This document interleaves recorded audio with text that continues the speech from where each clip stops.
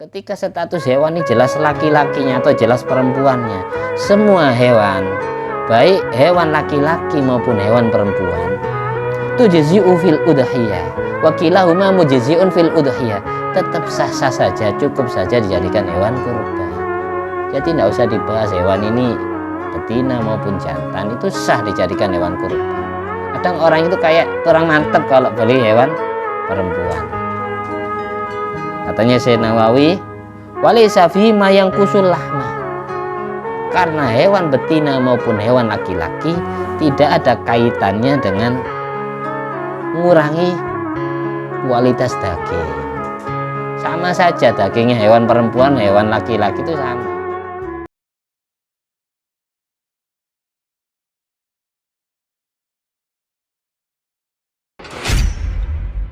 Assalamualaikum warahmatullahi wabarakatuh.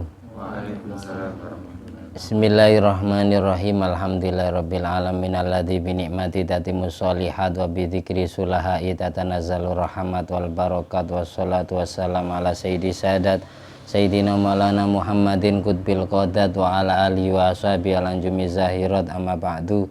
Allahumma sholli ala ruhi sayyidina Muhammadin fil arwah wa ala jasadi fil ajasad wa ala qabrihi fil kubur wa ala alihi washabihi wasallim. Rabbi syrah li sadri wa yassir li amri wa hlul uqdatan min lisani yafqahu qawli.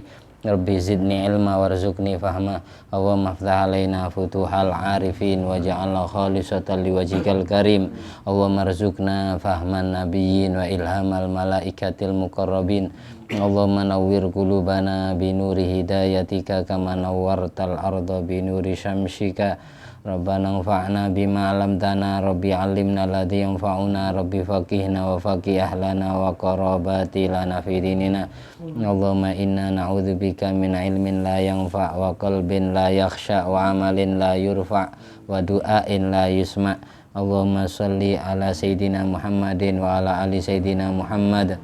Na'danil judi wal karam mamba'il ilmi wal hilmi wal hikami wa barik wa sallim walhamdulillahirabbil alamin. Ya, malam hari ini kita meneruskan tentang pembahasan syarat-syarat hewan yang boleh dijadikan hewan kurban atau hewan akikoh atau hewan hadiah ataupun yang semacamnya. Hewan-hewan yang menampaki usia bisa dikeluarkan zakatnya. Sebelumnya kita awali dengan pembacaan Ummul Quran Al-Fatihah dengan niatan mendapatkan ridho Allah, syafaat Nabi Muhammad SAW. Bertawasul pula kepada semua abai wa ikhwani minal anbiya wal mursalin wa jami'i ali kullin wa sahabah wa qarabah wa tabin wa tabit tabin wa misani medin jami'il malaikatil muqarrabin jami'i himmatil arba'atil mujtahidin wal qurra wal hufat wal mufassirin wal ulama'il amilin wa syuhada wa sholihin wa sadati sufiyah wa muqallidin fid din wa jamil fuqaha wal muhaddisin jami'ul ilkani ajma'in wa nakhususan ila arwahi jami'il ulama wal awliya wa syuhada al madhkura asma'um fi hadal kitab wa bil khas mu'allif Syamsul Munirah Hasyatul Baijuri Fatawa al Yaqutun Nafis Munil Muhtad ila khas Imam Muhammad bin Syafi'i jami' masyayikhna wa jami' awliya tis'ah wa jami'i walidaina jami' abaina wa ummatina masyayikhina wa azwajina wa dzurriyyatina wa auladina wa talamidina wa ra'iyatina wa siddiqaina wa qarabatina fina wa qarabatina wa ikhwan fiddin wa alina wa adamina min ummati Muhammadin sallallahu alaihi wasallam wa jamil muslimin wal muslimat wal mu'minin wal mu'minat aina ma kanu min masyariqil ardi ila magharibiha al ahya'i minhum wal amwat maghfir lahum warhamhum wa afim wa'fu anhum sya'ulila lana wa lahumul fatihah.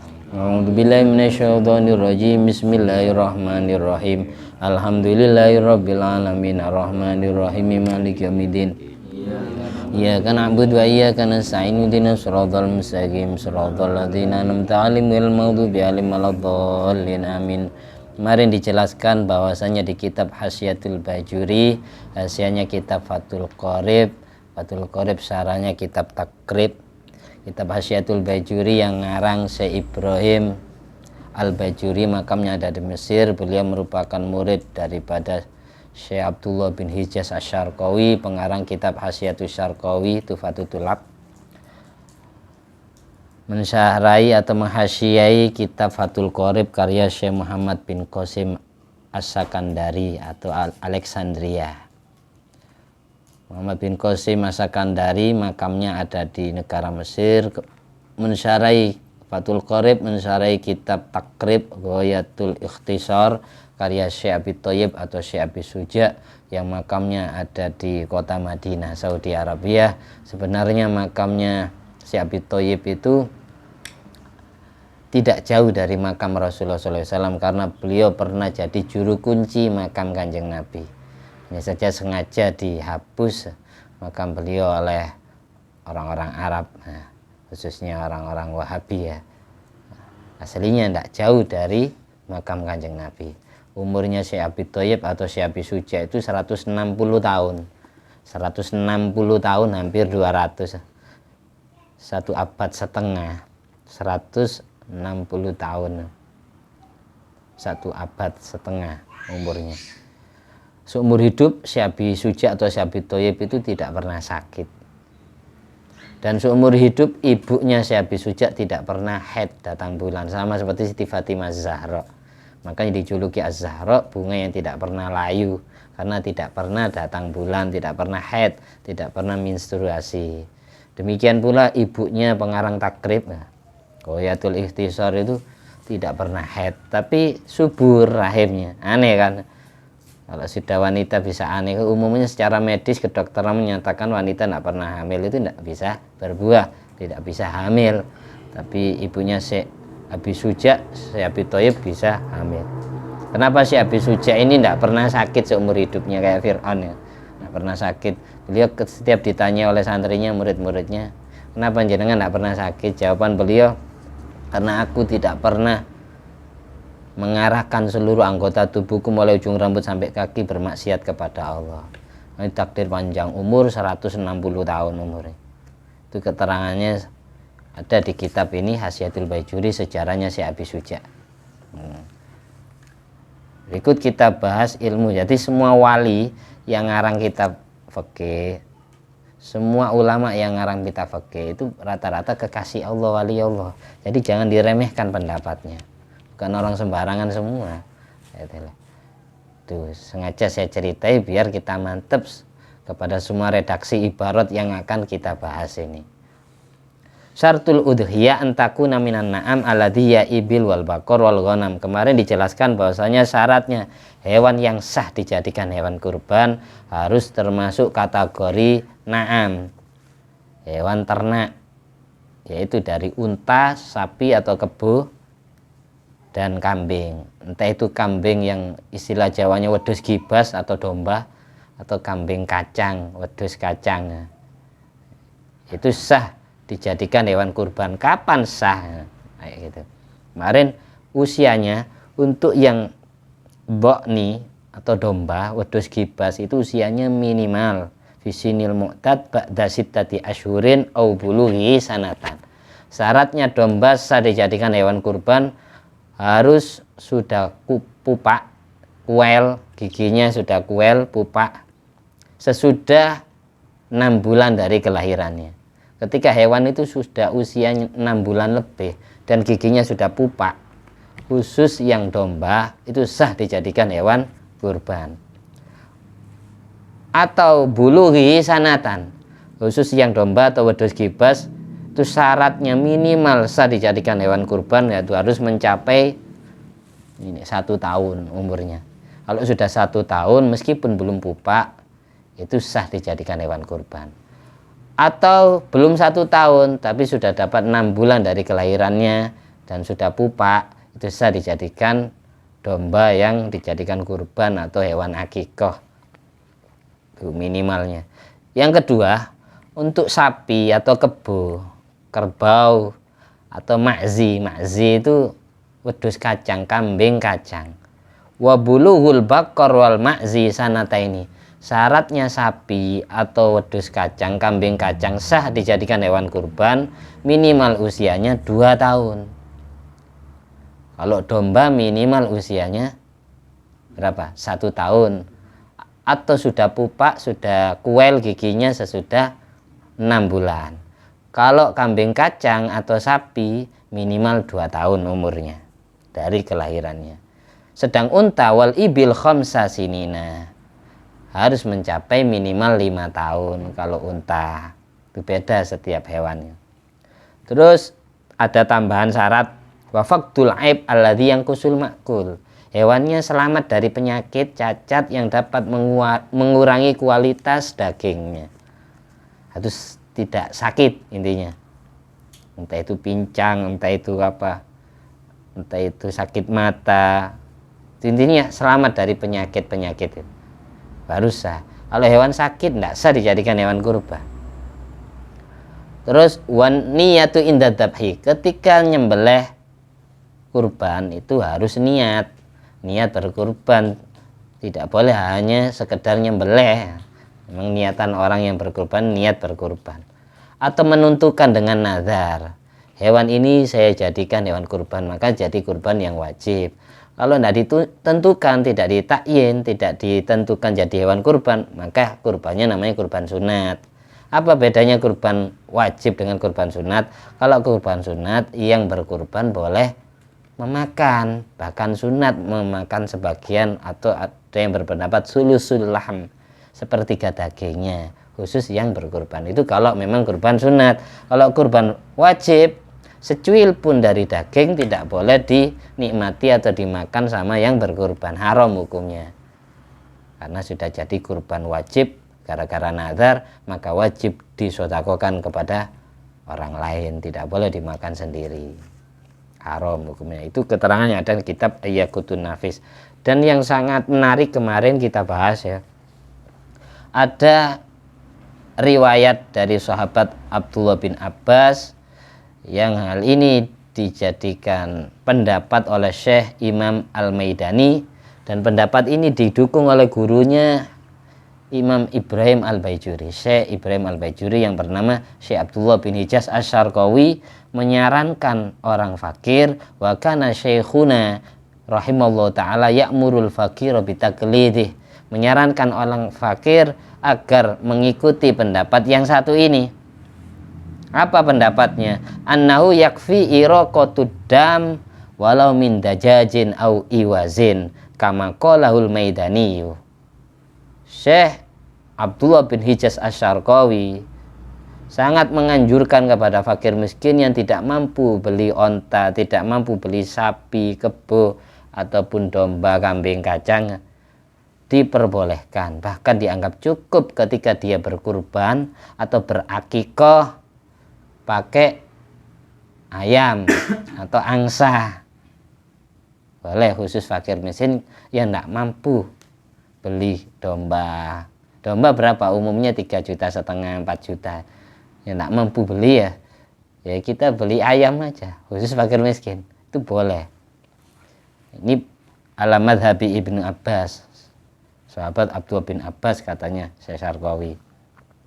Wa yaqisu alal udhiyah al aqiqah, sama kurban berupa ayam atau kurban berupa angsa khusus orang fakir miskin, aqiqah pun juga bisa. Khusus anaknya orang yang fakir miskin ini boleh akikah berupa ayam ataupun angsa. Nanti suatu saat di kemudian hari semisal mampu beli kambing ya diulangi lagi akikahnya, ditajdid. Ketika masih belum sanggup, beli ayam atau angsa. Ngerti angsa? Angsa itu banyak katanya Raja, banyak. Dan beliau Syekh Abdullah bin Hijaz Asy-Syarqawi ini yang cerita muridnya, yaitu yang bernama Syekh Ibrahim Al-Baijuri yang ngarang kitab Hasyiatul Baijuri ini. Beliau bercerita tentang pendapat gurunya. Wa yaqulu liman wulida lahu maulud, bahkan guru saya setiap ada orang yang baru punya anak, orang fakir miskin baru punya anak, langsung diomongi sama guru saya, uqobidika ala madhabi Ibni Abbas, berakikoh, akikoh anakmu dengan berupa ayam. Ini ada pendapatnya Ibnu Abbas. Bagus ini diikuti ya. Nggak apa-apa, ada yang tanggung jawab, ada yang berpendapat kok. Maka jangan diremehkan pendapatnya ulama. Rata-rata ulama itu waliullah. Beliau yang bertanggung jawab di hadapan Allah besok di akhirat. Semisal tidak benar pendapatnya, kita hanya ikut, tugas kita ada taklid, ikut, bukan kita berpendapat. Saya hanya membacakan isinya kitab. Itu kita lanjut. Di Hasyiatul Baijuri juz 2 halaman 318 juga dibahas lagi, yujzi'u fil udhiyah, cukup di dalam hewan kurban al jaza' minadh-dhani wa huwa ma lahu sanatun. Tadi domba minimal usia 1 tahun. Ailam yudja muqaddamu asnanihi qablaha, jikalau giginya belum kuel tapi usianya sudah 1 tahun, ini cukup. Wa ila, bila mana sudah kuel sesudah dapat 6 bulan, ajza'a ala rajih, maka hukum berkurban dari hewan domba yang sudah pupak, sudah kuel giginya, itu cukup dijadikan hewan kurban. Lakin tetapi ada syarat, bisarti ayyakuna ijda'uhu ba'da sittati asyhurin.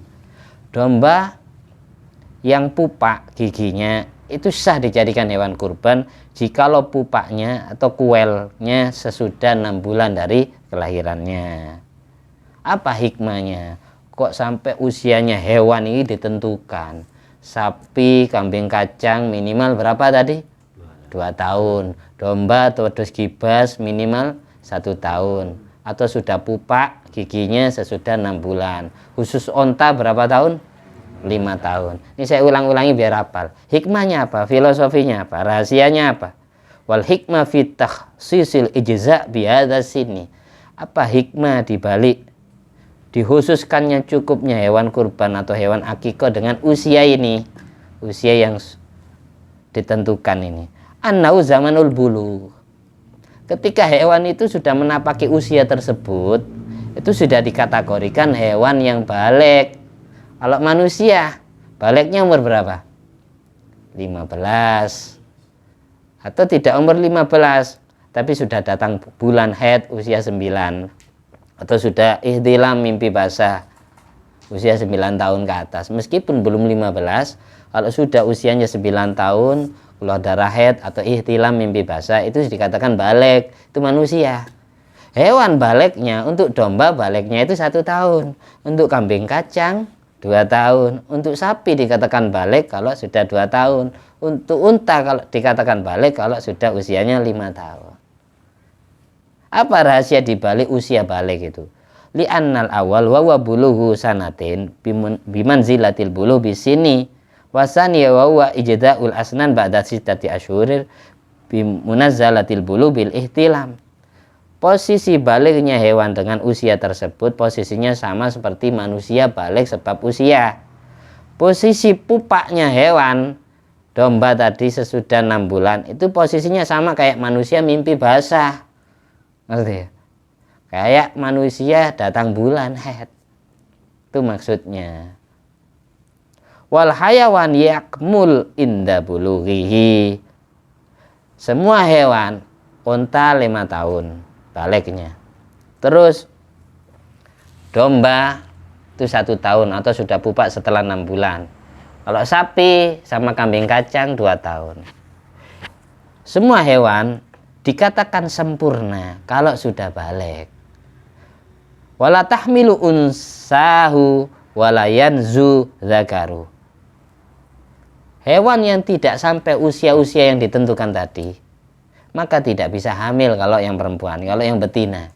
Dan kalau yang laki-laki tidak bisa menghamili, tidak bisa membuahi. Kalau perempuan tidak bisa hamil, tidak bisa berbuah. Hewan kalau kayak domba ya. Domba itu kalau belum umur 1 tahun atau belum popak giginya, itu dihamili tidak bisa. Itu kalau yang jantan. Kalau yang betina dihamili tidak bisa. Kalau yang jantan tidak bisa menghamili, itu rahasianya. Sapi pun kayak gitu. Kalau sapi itu belum usia 2 tahun. Kalau yang betina tidak bisa hamil, kalau yang jantan juga tidak bisa menghamili. Itu rahasianya. Kenapa kok ditentukan seperti itu oleh syariat, oleh Rasulullah SAW? Jelas ya? Jelas, kita lanjut pembahasan berikutnya. yakfi ikhbarul ba'i bisinnil udhiyah in wulidat indahu wa illa fayarji'u lidununi ahlil khibrah. Cukup dasar pengetahuan umur hewan itu cukup berkiblat atau cukup tanya kepada yang jual hewan. Kita beli hewannya ke siapa? Tanya ke yang jual. Umurnya hewan ini berapa? Cukup. Ketika hewan itu lahir di sisi penjual, maka cukup tanya kepada penjualnya. Dianggap cukup. Semisal yang jual itu bohong, dia yang nanggung dosanya. Yang penting cukup kita minta tahu atau cari tahu, bertanya, konsultasi kepada yang jual baik. Bila mana yang baik tidak tahu, ditanya, ini hewannya jenengan ini usianya berapa? Yang baik yang jual itu tidak tahu. Entah, saya lupa karena saya tidak pernah ngitung-ngitung umurnya misal. Maka kita tanyanya ke siapa? Fayarji'u lidununi ahlil khibrah. Maka kita bertanya kepada asumsi atau praduga kuatnya ahlil khibrah, orang yang ngerti tentang hewan, orang yang ternak hewan. Biasanya peternak itu apal, meskipun dia tidak ngitung karena sudah pengalaman ya. Hewan ini kalau bulunya seperti ini, kalau tingginya seperti ini, kalau makannya seperti ini, biasanya umur sekian. Itu bisa. Itu ahlil khibrah, orang yang pengalaman tentang hewan. Kan dokter itu dokter hewan ya. Lebih tahu penyakit hewan. Terus tujzi'ul badanatu an sab'atin. Itu barusan keterangan yang ada di kitab Fatwa halaman 422. Ketika kita tanya tentang usia, tanyalah kepada yang jual hewan. Kalau yang jual hewan tidak tahu, maka tanyanya kepada ahlil khibrah, orang yang pengalaman tentang hewan. Itu peternak-peternak sapi, peternak onta, peternak kambing, kacang atau domba. Sekarang ketentuannya. Tujzi'ul badanatu an sab'atin ishtaraku fit tadhiyah biha. Cukup satu unta atau satu sapi. Satu bakor, satu unta cukup mewakili 7 orang. Ishtaraku fit tadhiyah biha. Ketika mereka bersekutu, bekerja sama mengeluarkan kurban bareng. Satu sapi atau satu unta itu untuk 7 orang. Aslinya gampang, kita iuran 1 tahun diawali dari bulan Muharram, ditutup bulan Dzulhijjah. 1 bulannya orang 7 ini bayar 400 ya. 300 ya, kebanyakan 400. 1 bulannya bayar 300. Berarti kali 1 tahun, 12 bulan. Jumlah uangnya berapa berarti? Nah, semisal 300, masing-masing 7 orang 300.000. Berarti 12 bulan uangnya berapa? Terkumpul berapa? Kalau 1 bulan 7 orang 300. 300 kali 7 orang berapa? Uangnya? 2.100.000. Hah? 2.100.000 kali 10 bulan 21 juta ditambahi 2 bulan 25 berapa? 25 juta ya? Iya. Nah, ketika 7 orang iuran 300.000 setiap bulannya, 1 tahun uang yang terkumpul 25 juta cukup dibuat beli 1 sapi. Ya, enggak berat kan? Sapi itu harganya segitu bagus, sudah 25 juta. Enggak berat. Ini namanya arisan kurban. Kalau jumlah orangnya lebih dari 7, 14 orang. 14 orang dapatnya sapi 2. Kalau semisal dapatnya 1 sapi, maka nanti digilir. Tahun ini giliran 7 orang ini, tahun berikutnya 7 orang berikutnya, gitu dan seterusnya. Enak, enggak berat. Itu namanya arisan kurban. Tapi enakan 1 tahun, enggak lama-lama. Intinya ada bendaharanya ya. Setiap bulannya ini bayar 300.000. Bisa kita amalkan, itu enak. Ketentuan kurban sapi atau ketentuan kurban unta untuk 7 orang yang bersekutu itu sama seperti ketentuan hadiah, bayar hadiah ketika haji itu, atau akikoh 7 anak, akikoh 7 anak itu cukup 1 unta, 1 sapi. Paham ya? Ketentuan hewan akikoh itu sama seperti ketentuan hewan kurban. Wa mithluha, sama seperti tadhiyah kurban yang mencukupkan 1 unta 7 orang, yang mencukupkan 1 sapi 7 orang adalah al-hadyu, ketentuan hewan hadiah, wal aqiqatu, ketentuan hewan aqiqah, wa ghairuhuma, dan selain daripada keduanya. Sawaun ittafaqu fi nau'il qurba aw ikhtalafu fi, baik 7 orang yang kerjasama itu sepakat dalam macamnya ibadah, yang satunya pingin kurban, yang satunya pingin akikoh, ataupun mereka berbeda, sepakat satu macam ibadah ataupun berbeda, sama-sama tujuan iurannya untuk kurban atau sama-sama tujuannya iuran untuk akikoh, atau berbeda, yang satunya untuk kurban, satunya untuk akikoh. Misal ada 7 anak pingin diakikohi bareng, maka cukup beli 1 sapi atau 1 unta.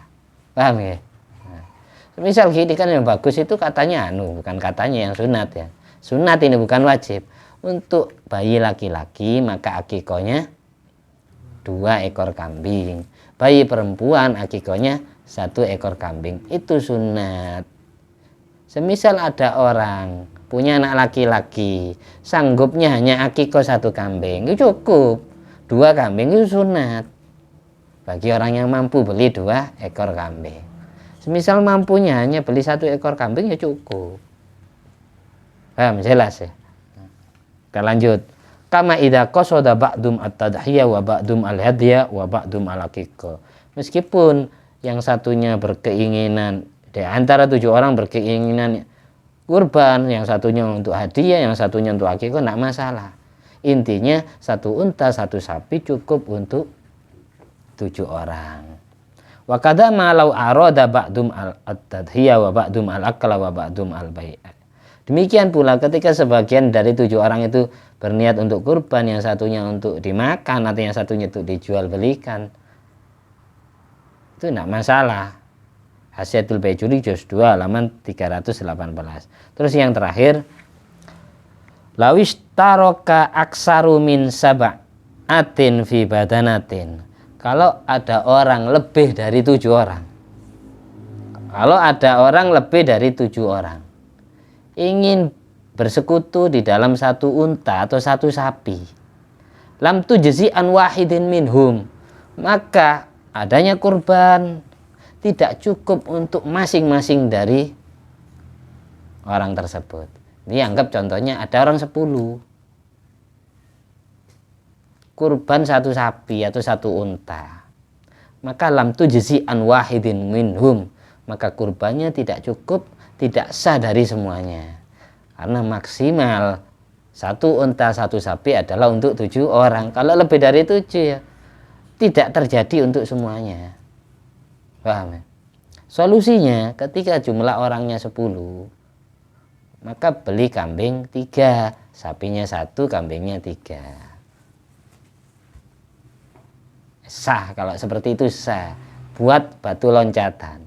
Misal yang iuran hewan ini 10 orang, hanya sanggup beli 1 sapi, maka ditambahi beli 3 ekor kambing.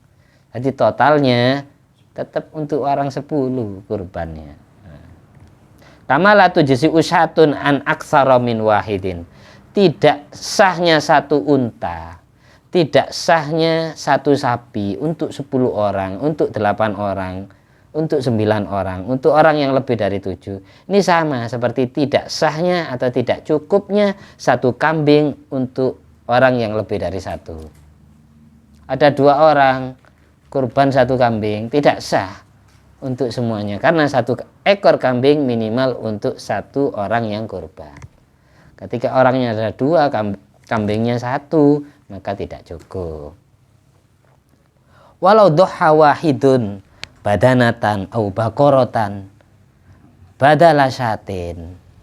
Sekarang semisal ada satu orang, satu manusia menyembelih kurban satu ekor unta atau satu ekor sapi. Satu orang menyembelih kurban satu unta atau satu sapi. Gimana hukumnya? Badala satin, menjadi pengganti dari kambing. Kan tadi satu orang cukup satu kambing. Semisal ada orang mengeluarkan kurban, satu orang beli satu sapi. Gimana hukumnya?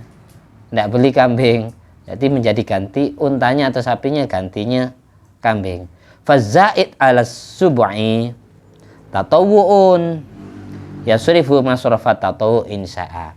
Maka hukum sepertujuh dari daging sapi atau daging untanya itu istilahnya tatawu, sunat, diarahkan kepada tempat sunat insya'a jikalau dia mau.